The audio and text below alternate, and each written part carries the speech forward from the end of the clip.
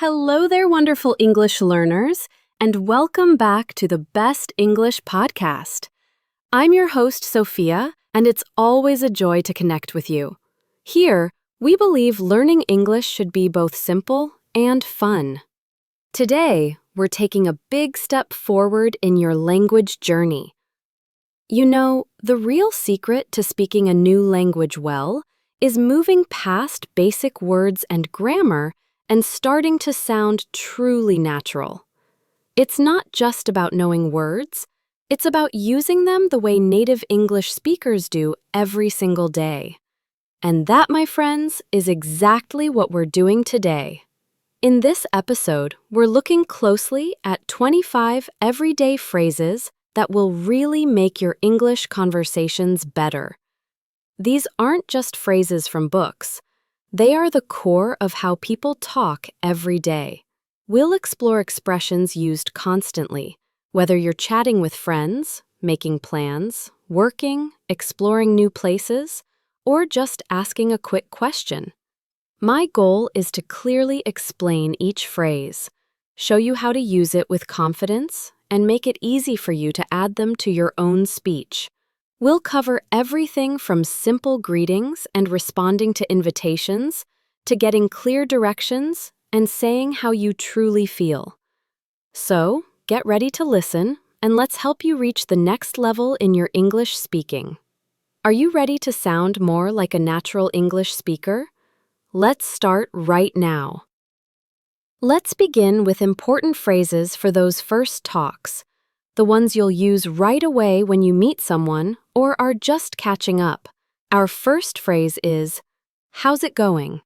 This is probably one of the most common and friendly informal greetings in English. A key thing to notice, we almost always say, "How's it going?" with the shorter form, not "How is it going?" Saying the longer form can sound a bit formal or even stiff, almost like you're reading from a script. The S makes it sound natural and smooth. It's a simple way to ask, "How are you?" or "How is your life?" You can use this with a friend you see at the store, a coworker in the hall, or even the person who makes your coffee. Common answers include good, fine, not bad, pretty good, or even it's going well. Please try saying it aloud right now. How's it going? Next, we have, what have you been up to?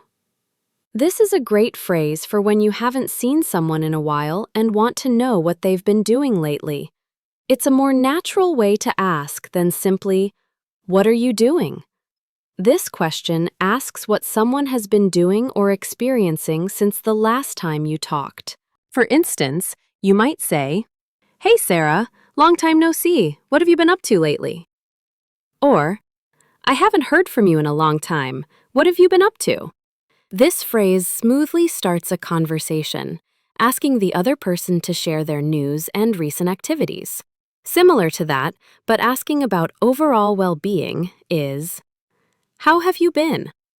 While it also helps you catch up, this phrase mainly asks about someone's general health and mood since your last meeting.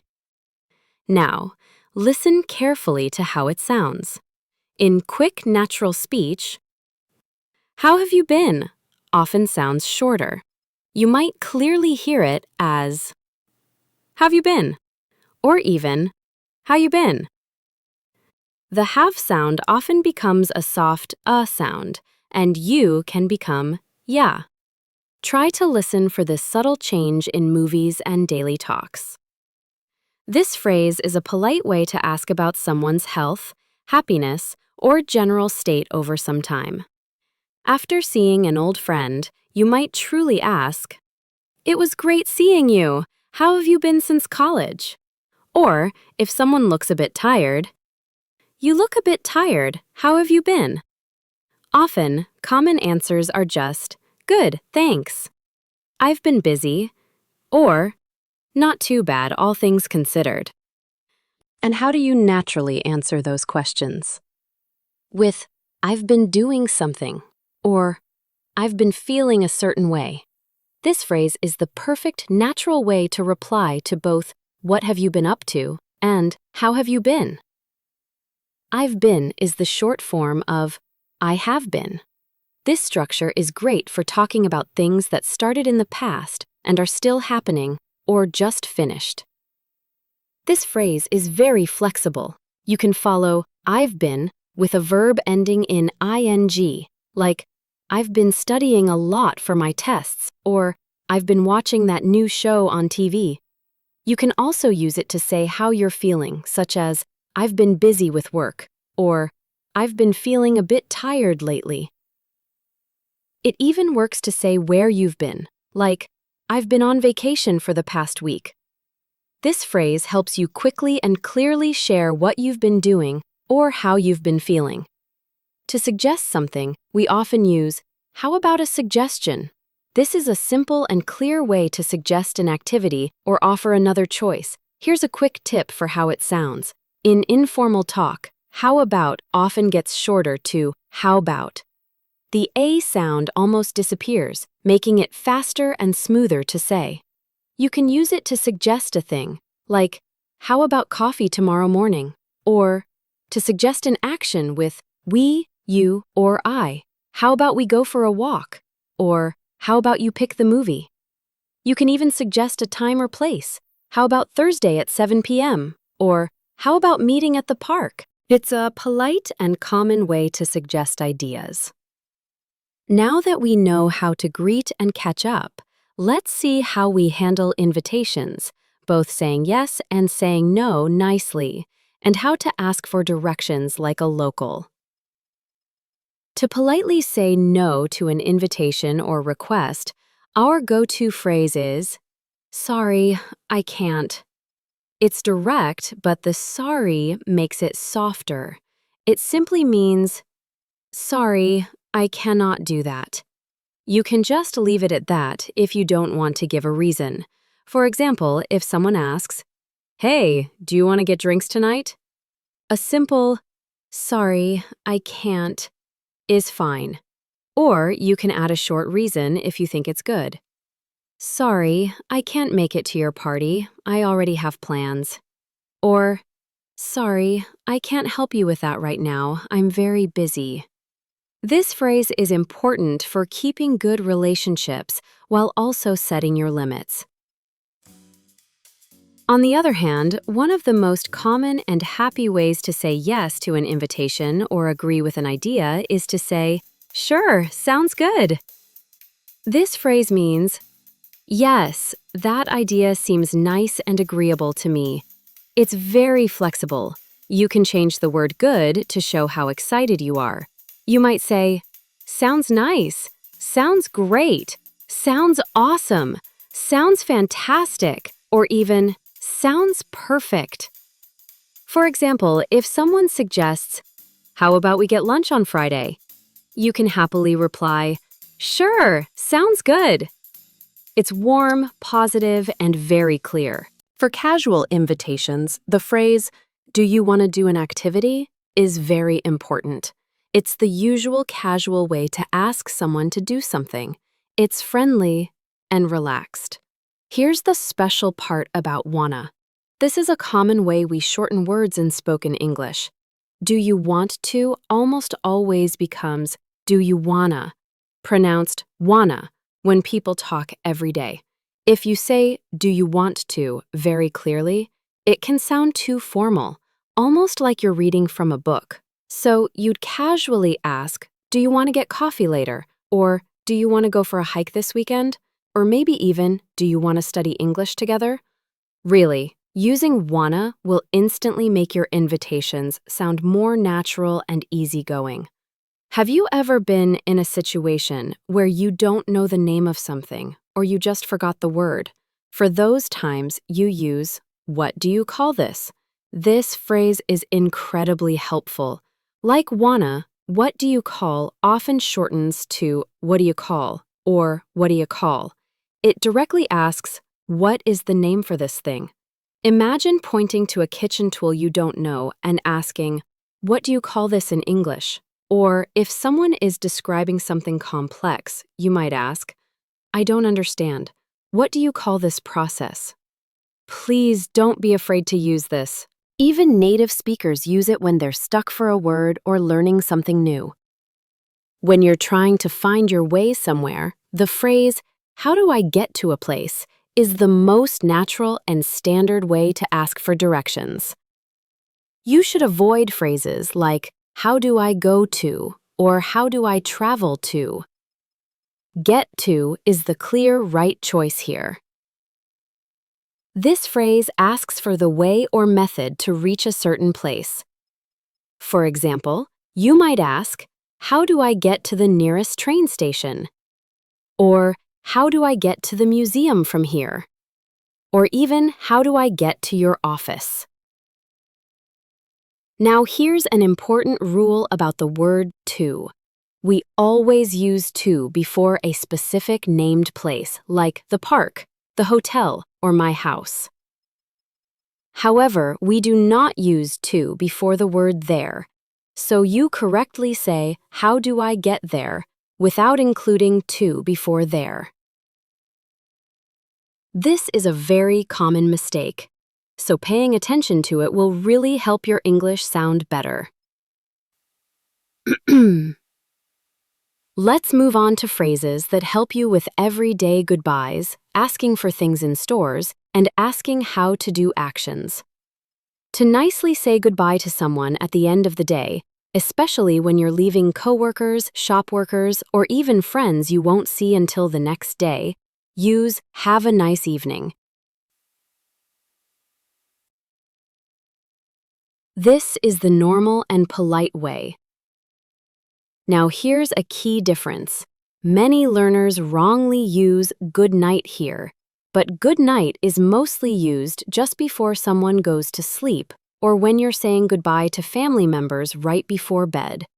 For general goodbyes in the evening, use "Have a nice evening" or "Have a good evening."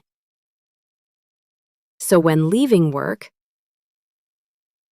you might say, "See you tomorrow, have a nice evening." Or, after finishing dinner at a restaurant, "Thank you for everything, have a nice evening." A very useful, friendly, and informal way to say goodbye is, "Have a good one." In this phrase, one means day, time, or experience. It's a casual way to wish someone well for the rest of their day or until you see them again. It's very flexible.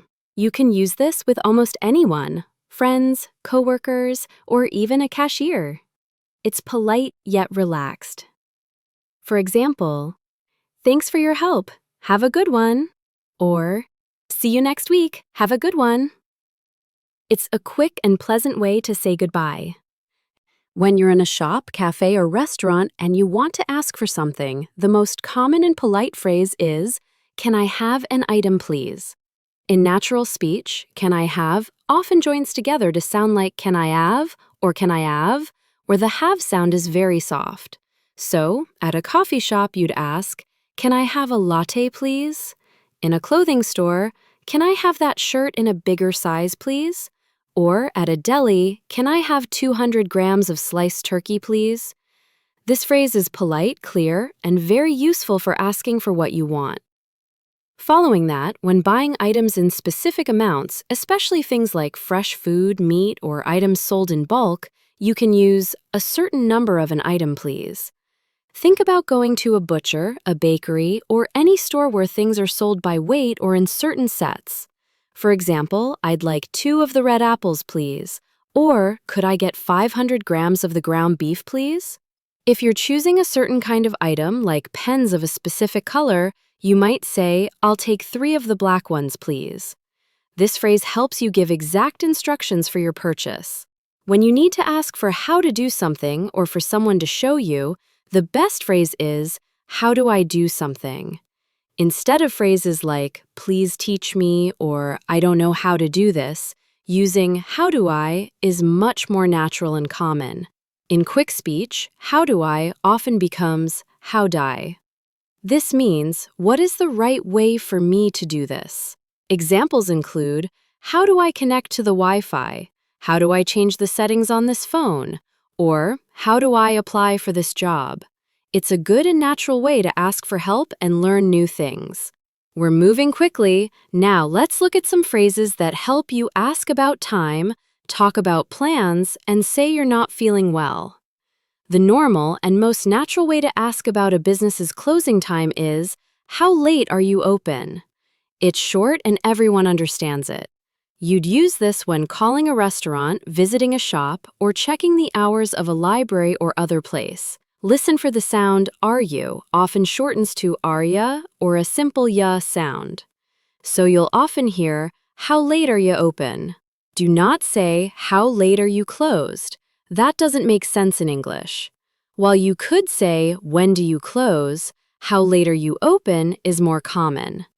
Examples of answers you might get include, "We're open until 9 p.m., we close at midnight," or "We're open 24 hours. To nicely ask about someone's schedule or if they are free for a certain time, use, "Do you have any plans for a specific time?"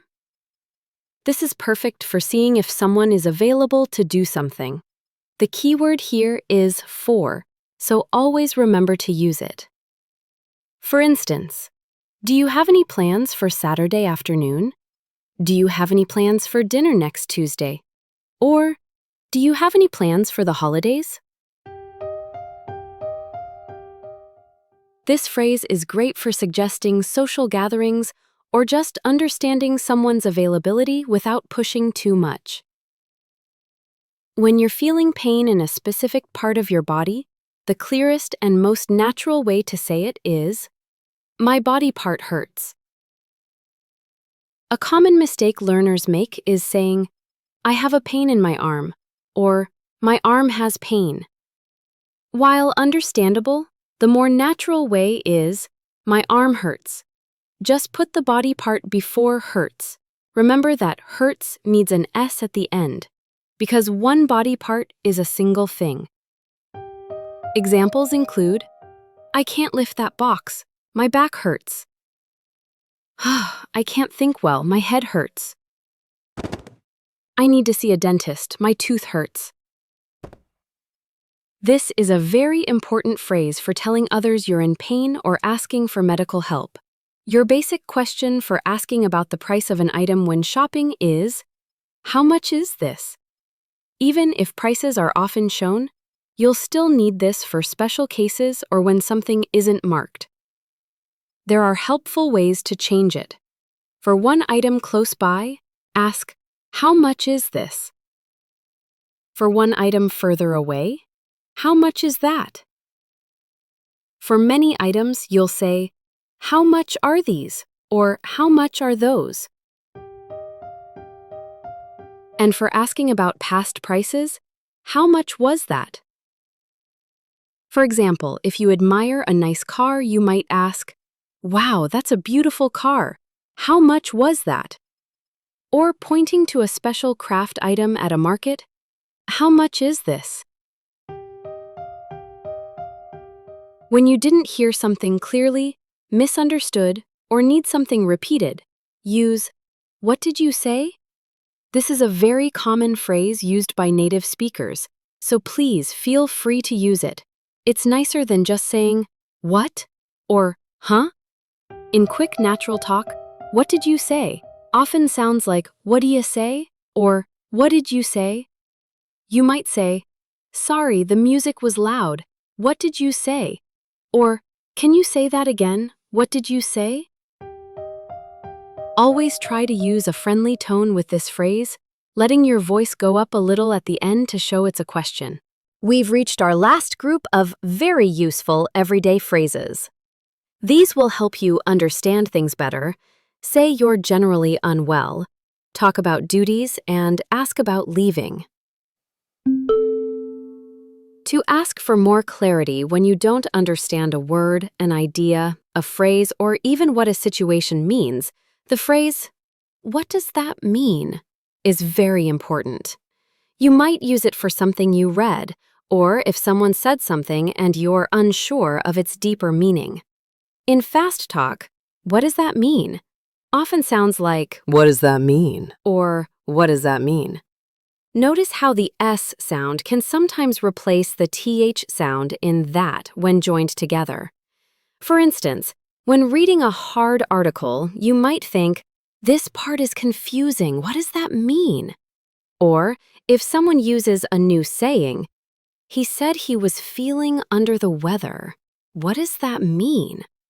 It shows you're paying attention and want to understand, which is a great quality in someone learning a language. To say you are feeling unwell in a general way, especially if it's a sudden sick feeling, often about stomach problems or just feeling bad overall without a specific pain, you can use, "I don't feel so good." This phrase is common when you've eaten something that didn't agree with you, or if you're suddenly feeling sick. After a big, greasy meal, you might moan, "Ugh, I don't feel so good." Or, I need to go home early. I don't feel so good. It's a short way to say you're not well without giving specific details about body parts hurting. For talking about daily chores or important places you need to go, the phrase, "I need to go to a place," is very handy. You can use it to talk about things you must do at a certain place, such as, "I need to go to the grocery store after work," or, "I need to go to the post office to send this package." Very importantly, this is also the most natural and polite way to say you need to use the bathroom. Saying, "I need to go to the restroom," is widely accepted and understood in English. Another option is to say, "I have to go to a place," which means something very similar, implying a duty. To talk about a general duty, task, or something you are required to do, use, "I have to do something." This is simple. "I have to" is followed by a basic verb. For example, "I have to finish this report by Friday." "I have to call my mom tonight." Or, "I have to get up early tomorrow for a meeting." For past duties, it changes to "I had to." So you'd say, "Yesterday, I had to go to the doctor." Now, a quick note about negatives. Be careful with "I don't have to."